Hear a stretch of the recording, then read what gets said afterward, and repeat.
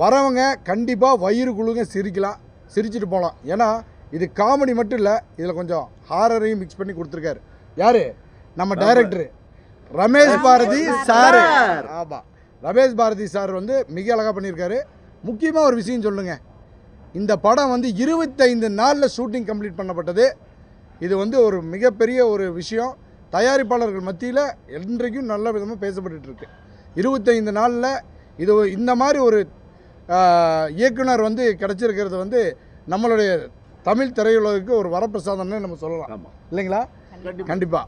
அது மட்டும் இல்லை, திவிகா அப்படின்னு சொல்லிட்டு இவங்க ஒரு மலையாள இண்டஸ்ட்ரியிலேருந்து வந்திருக்கக்கூடிய நடிகை. இது அவங்களுக்கு தமிழில் முதல் படம். அவங்களும் இதில் முக்கியமான ரோல் பண்ணியிருக்காங்க, கதாநாயகி. இவங்க மீரா இருக்காங்க இல்லையா, இவங்க கதாநாயகி இல்லை, ஆனால் கதையின் நாயகியாக பண்ணியிருக்காங்க, இல்லைங்களா? இதுக்கு முன்னாடி கதாநாயகியாக படங்கள் பண்ணியிருந்தாலும் இதில் வந்து இந்த ஸ்டோரிக்காக கதையின் நாயகியாக பண்ணியிருக்கேன். என்னோட ரோல் வந்து ரொம்ப இன்ட்ரெஸ்டிங்காக இருக்கும்னு சொல்லி டைரக்டர் சார் சொன்னாங்க. அண்ட் இந்த படத்தில் நீங்கள் பண்ணீங்கன்னா உங்கள் ரோல் வந்து எல்லார் மத்தியிலையும் இவங்க தானான்ற அந்த பேசப்படும் அப்படின்ற ஒரு விஷயத்த சொன்னனால இந்த ரோலை நான் எடுத்து பண்ணேன். நம்ம கேமராமேன் சார் கண்டிப்பாக சொல்லணும். அதாவது இவர் இந்த கனவு வந்து மெய்ப்படும்னு சொல்லுவாங்க, the dream comes true moment. அந்த மாதிரி ஒரு விஷயந்தான் ரமேஷ் பாரதி டைரக்ஷனில் அந்த குரூ இருக்கு இல்லைங்களா, அவர் மட்டும் இல்லை 24 மணி நேரமும் ஒர்க் பண்ணாங்க.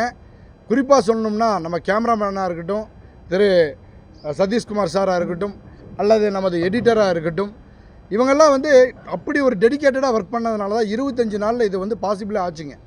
எல்லாருமே லைக் மைண்டட் பீப்புளு, ரொம்ப அழகாக பண்ணியிருக்காங்க. சூப்பராக வந்திருக்கு. கியூப் போயிட்டு வந்துருச்சு, சென்சார் வாங்கியாச்சு, ரொம்ப சிறப்பாக வந்திருக்கு படம். எல்லோரும் ஹாப்பி.